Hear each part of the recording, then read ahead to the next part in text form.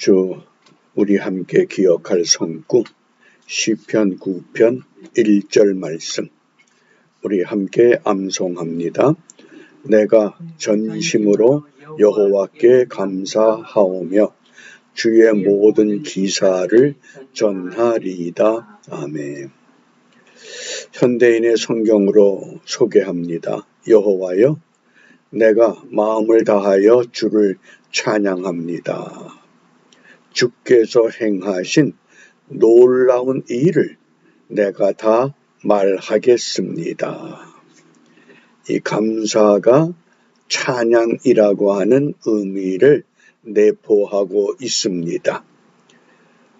이런 믿음을 가지고 오늘 읽어야 할 말씀이 사도행전 4장부터 6장입니다. 사도행전 4장부터 6장 말씀, 묵상의 주제를 4장 31절에서 찾았습니다. 빌기를 다하매 모인 곳이 진동하더니 무리가 다 성령이 충만하여 담대히 하나님의 말씀을 전하니라. 아멘. 사도행전 1장부터 28장까지 말씀 전체를 살펴보면 이 성령 충만이라고 하는 이 용어가 사용된 구절이 13구절 소개됩니다. 우리가 신앙생활하면서 이 성령 충만의 의미가 무엇일까? 이렇게 정의를 해봅니다. 성령 충만이란 하나님이 기뻐하는 것만을 행하는 능력이다. 잘 기억해 주시기 바랍니다. 물론 사도행전에서 처음 성령 충만이 일어났을 때에 모였던 사람들이 방언을 말합니다. 그건 성령에 의한 은사의 현상이지, 성령 충만은 어떤 것이냐? 하나님이 기뻐하는 것을 행하는 능력입니다. 그러니까 우리가 사도행전에 스데반 집사가 돌에 맞아 죽을 때 성령이 충만했다고 그랬습니다. 한번 상상해 보시기 바랍니다. 돌에 맞아 죽는 그 비참하고 고통스러운 자리가 어떻게 성령이 충만하다고 이해가 됩니까? 그런데 성령 충만하기 때문에 하나님이 가장 기뻐하는 순교자의 반열에 서는 죽음이기 까닭에 스데반이 하늘을 우러러 봅니다. 보좌에 앉으셨던 예수님께서 그 자리에 우뚝 일어나셨습니다. 그리고 스데반을 지켜봅니다. 스데반은 내 영혼을 받아 주시옵소서. 그리고 이어서 자기를 향해서 돌을 던지는 그 수많은 사람들, 그들을 위해서 이렇게 기도합니다. 아버지여, 저희들을 용서하여 주옵소서. 하나님이 가장 기뻐하는 것을 행할 수 있는 능력, 그것이 성령 충만이라고 하는 것. 그러면 성령 충만은 도대체 어떤 것을 우리에게 말씀하시는가? 세 가지 고린도전서 2장과 3장에 보면 사도 바울은 사람을 세 종류로 설명을 합니다. 첫 번째 사람은 육에 속한 사람,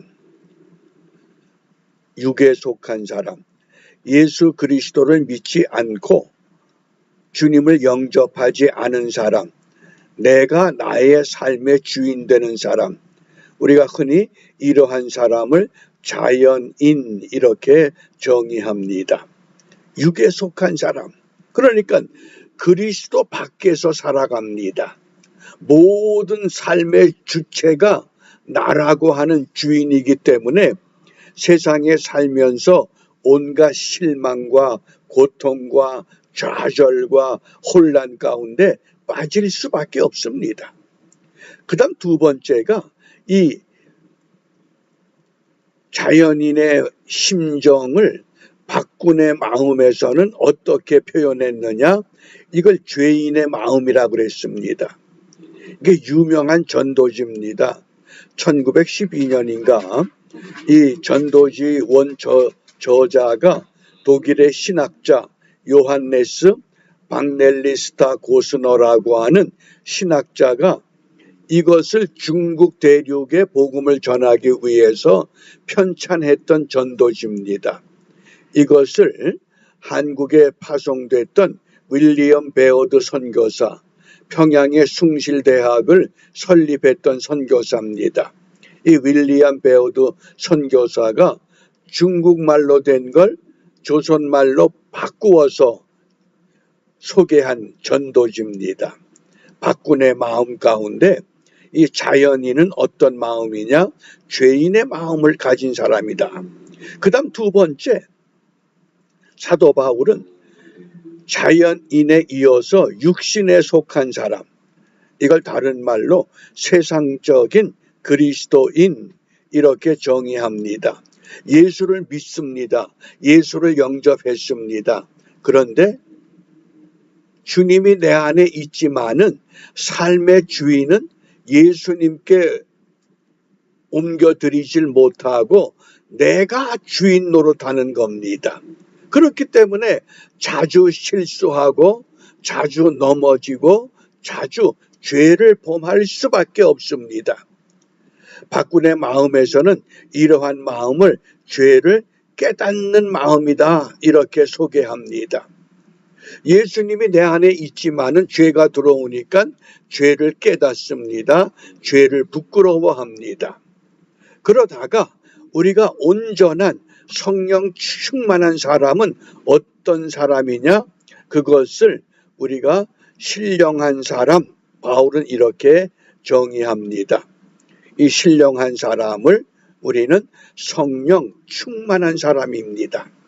내 삶을 내가 주인 노릇하는 것이 아니라 철저하게 내 삶의 자리를 예수님께 내어놓고 예수님의 명령 따라, 그래서 성령 충만이라고 하는 것은 하나님이 기뻐하는 것만을 행할 수 있는 능력을 말합니다.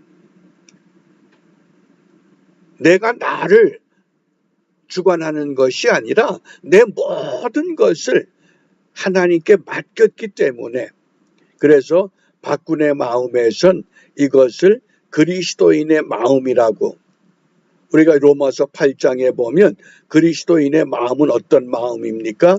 그리스도의 영을 소유한 마음, 그리스도의 영이 완전히 지배하는 마음.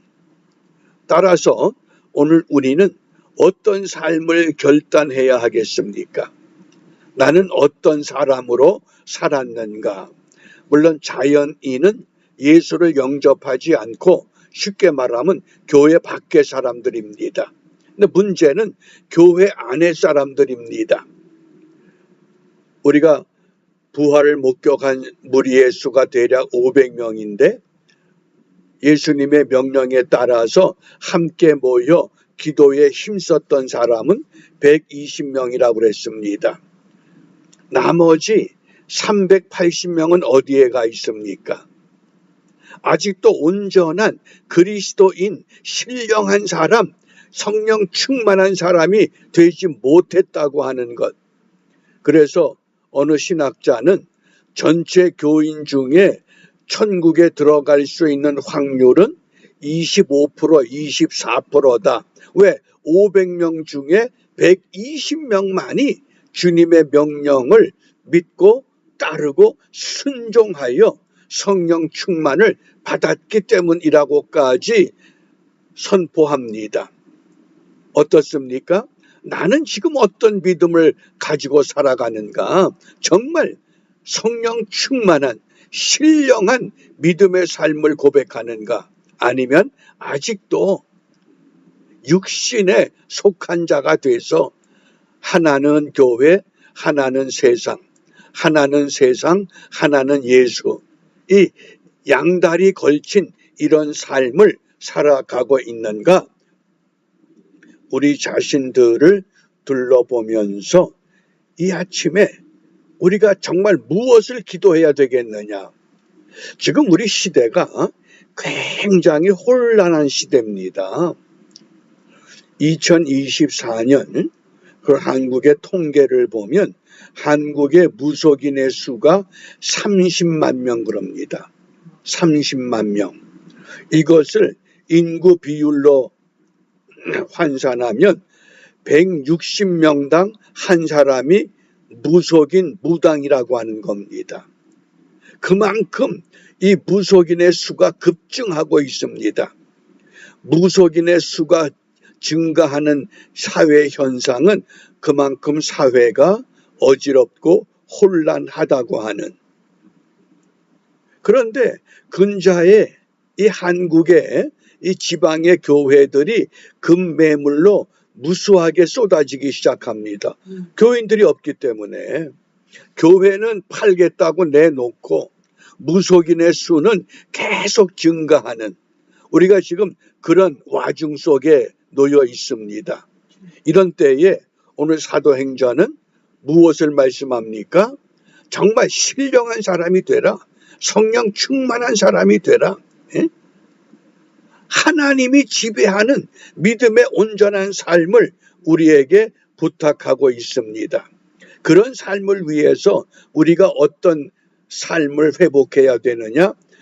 7가지 삶입니다. 그리스도 중심의 생활, 또 성령의 권능을 사모하는 생활, 다른 사람을 주께 인도하는 생활, 응답받는 기도 생활, 하나님의 말씀을 깨닫는 생활, 하나님을 신뢰하는 생활, 마지막에 하나님께 순종하며 헌신하는 생활. 이런 생활이 회복될 때에 인격적인 변화가 나타나서 성령의 9가지 열매를 우리 그리스도인들을 통해서 이 땅에 드러내 보이게 된다고 하는 것, 이것이 성령 충만입니다. 따라서 성령 충만이라고 하는 것은 하나님이 기뻐하는 것을 행할 수 있는 능력을 말합니다. 내가 좋아하고 내가 즐거워하는 것을 하는 것이 아니라 하나님이 기뻐하는 것, 하나님이 기뻐하는 삶을 우리가 회복하기 위해서 이 아침에 무엇을 기도하느냐? 사도행전 5장 32절입니다. 우리는 이 일의 증인이요, 하나님이 자기를 순종하는 사람들에게, 우리는 예수의 증인이요 복음의 증인으로 부름을 받았습니다.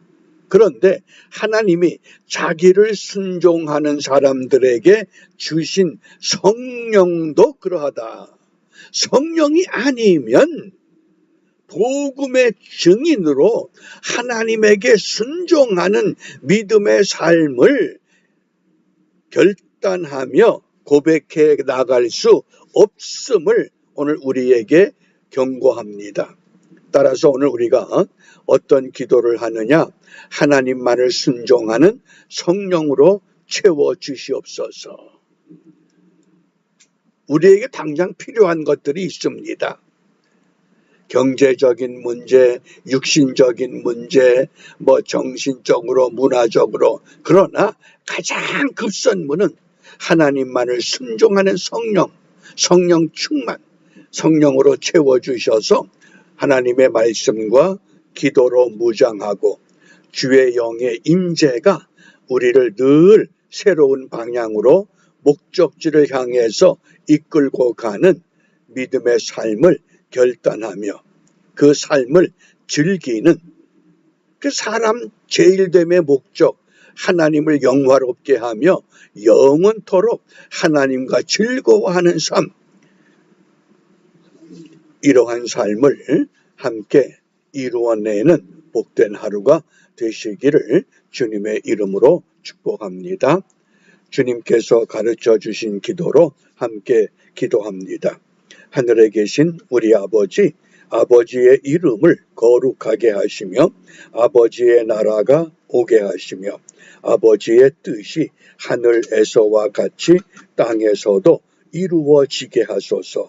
오늘 우리에게 일용할 양식을 주시고 우리가 우리에게 잘못한 사람을 용서하여 준 것 같이 우리 죄를 용서하여 주시고 우리를 시험에 빠지지 않게 하시고 악에서 구하소서.